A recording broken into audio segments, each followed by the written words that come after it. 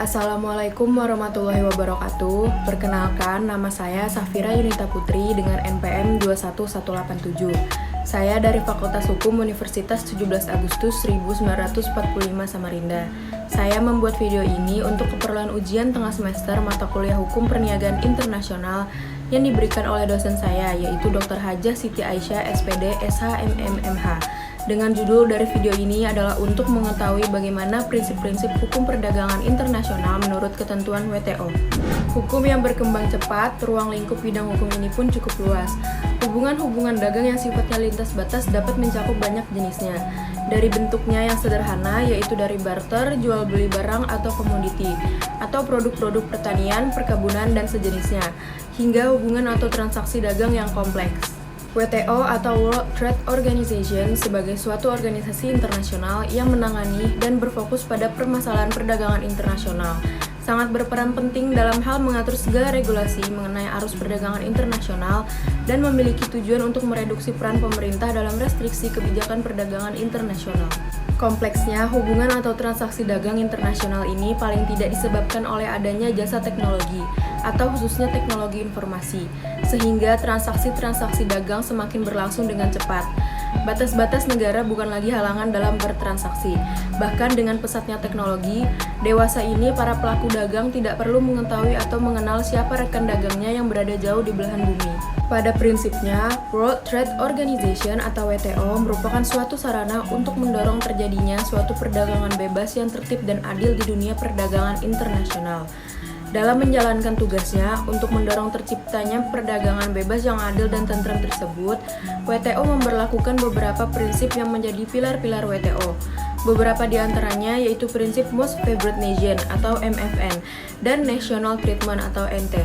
Prinsip utama dalam WTO tersebut ada sebagai ketentuan hukum yang mengatur perdagangan barang, karena sebagian besar kasus-kasus yang ada biasanya berkaitan dengan perdagangan barang. Dan tidak jarang pula prinsip-prinsip tersebut dilanggar dan disalahgunakan untuk kepentingan sendiri. Prinsip yang pertama yaitu prinsip Most Favored Nation atau MFN atau biasa disebut non-diskriminasi. Prinsip utama yang menjadi dasar GATT adalah prinsip non-diskriminasi yang dalam GATT dikenal sebagai prinsip Most Favored Nation atau MFN. Secara ringkas, MFN adalah prinsip bahwa perdagangan internasional antara anggota GATT harus dilakukan secara non-diskriminatif. Dengan demikian, prinsip utama adalah bahwa konsensi yang diberikan kepada suatu negara mitra dagang harus berlaku pula bagi semua negara lainnya. Satu negara tidak boleh diberi perlakuan lebih baik atau lebih buruk daripada negara lain. Dengan demikian, maka semua negara ditempatkan pada kedudukan yang sama. Dan semua negara harus turut menikmati peluang yang tercapai dalam liberalisasi perdagangan internasional dan memikul kewajiban yang sama. Prinsip Most Favored Nation atau MFN merupakan prinsip dasar yang terdapat di cukup banyak ketentuan WTO dan secara khusus dimuat dalam artikel 1 GATT. Prinsip ini mensyaratkan bahwa ketentuan yang sudah disepakati negara anggota harus diperlakukan secara sama kepada semua negara anggota WTO ataupun dijalankan berdasarkan asas non-diskriminatif. Perlakuan yang sama tersebut harus dijalankan dengan segera dan tanpa syarat, atau immediately and unconditionally terhadap produk yang berasal atau diajukan kepada semua anggota GATT.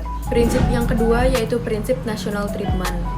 Sisi lain dari konsep non-diskriminasi adalah prinsip national treatment yang melarang perbedaan perlakuan antara barang asing dan barang domestik, yang berarti bahwa pada saat suatu barang impor telah masuk ke pasaran dalam negeri suatu anggota dan setelah melalui daerah pabean serta membayar bea masuk, maka barang impor tersebut harus diperlakukan secara tidak lebih buruk daripada hasil dalam negeri. Menurut prinsip ini, produk dari suatu negeri yang diimpor ke dalam suatu negara harus diperlakukan sama seperti halnya produk dalam negeri. Prinsip ini sifatnya berlaku luas. Prinsip ini juga berlaku terhadap semua macam pajak dan pungutan-pungutan lainnya. Prinsip ini melarang perbedaan perlakuan antara produk asing dan produk domestik yang berarti bahwa suatu saat barang impor telah masuk ke pasar dalam negeri suatu negara anggota dan setelah melalui daerah pabean serta membayar bea masuk, barang impor tersebut harus diperlakukan sama dengan barang dalam domestik. Prinsip yang ketiga yaitu prinsip tarif sebagai instrumen tunggal untuk proteksi. Prinsip ketiga adalah bahwa GATT mengizinkan proteksi terhadap hasil dalam negeri. Namun demikian, proteksi yang diperlakukan terhadap hasil dalam negeri hanya dapat diperlakukan melalui tarif atau bea masuk yang dikenakan terhadap barang impor, dan tidak boleh dengan cara pembatasan lainnya. Antara lain, maksud prinsip ini adalah agar proteksi yang diberikan terhadap hasil dalam negeri dan pembatasan yang diterapkan terhadap barang impor dapat diterapkan dengan cara yang lebih jelas atau transparan, dan dampak distorsi akibat proteksi tersebut dapat terlihat secara lebih jelas. Prinsip yang keempat yaitu prinsip tarif binding. Untuk lebih menjamin perdagangan internasional yang lebih dapat ditafsir atau lebih predictable, maka diterapkan ketentuan untuk melakukan tarif binding atau suatu komitmen yang mengikat negara-negara anggota supaya tidak meningkatkan bea masuk terhadap barang impor setelah masuk dalam daftar komitmen binding. Prinsip yang kelima yaitu prinsip persaingan yang adil. Aturan GATT juga mengandung prinsip persaingan yang adil atau fair competition. Dengan semakin terjadinya subsidi terhadap ekspor serta terjadinya dumping, GATT semakin menghadapi masalah. Aturan main yang berlaku bagi negara peserta GATT untuk menghadapi subsidi ekspor maupun untuk dumping terdapat pada teks dalam perjanjian GATT maupun pada Anti-Dumping Code dan subsidi Code hasil Tokyo Round. Untuk menghadapi dumping dan subsidi ekspor, negara pengimpor diberi hak untuk mengenakan anti-dumping duties dan countervailing duties sebagai imbalan ataupun tindakan balasan terhadap dumping atau subsidi ekspor. Prinsip yang keenam yaitu prinsip larangan terhadap restriksi kuantitatif. Prinsip lain dalam GATT adalah larangan umum terhadap restriksi yang bersifat kuantitatif, yakni kuota atau jenis pembatasan yang serupa. Ketentuan ini oleh para pendiri GATT dianggap sangat penting karena pada waktu GATT didirikan, pembatasan kuantitatif merupakan hambatan yang paling serius dan yang paling sering ditemui sebagai warisan dari zaman depresi pada tahun 1930-an. Namun demikian, gejala peningkatan penerapan pembatasan kuantitatif pada beberapa tahun ini semakin meningkat.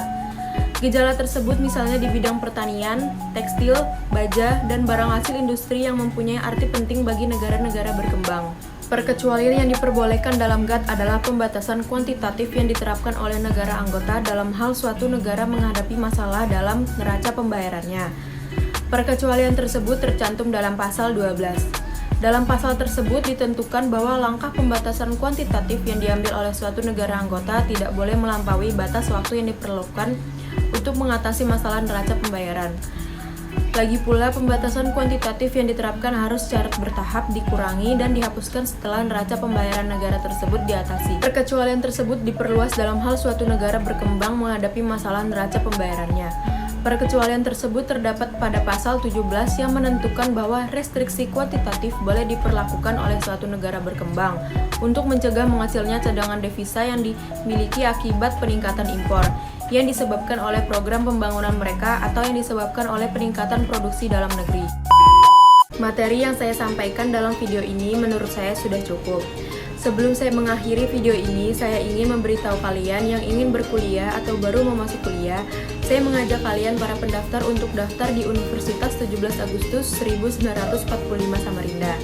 Dengan menjadi mahasiswa di Universitas 17 Agustus 1945 Samarinda, kalian telah resmi memulai perjalanan menuju kesuksesan. Sekian untuk video keperluan ujian tengah semester ini. Itu saja hasil pengamatan saya tentang kajian seputar hukum perniagaan internasional.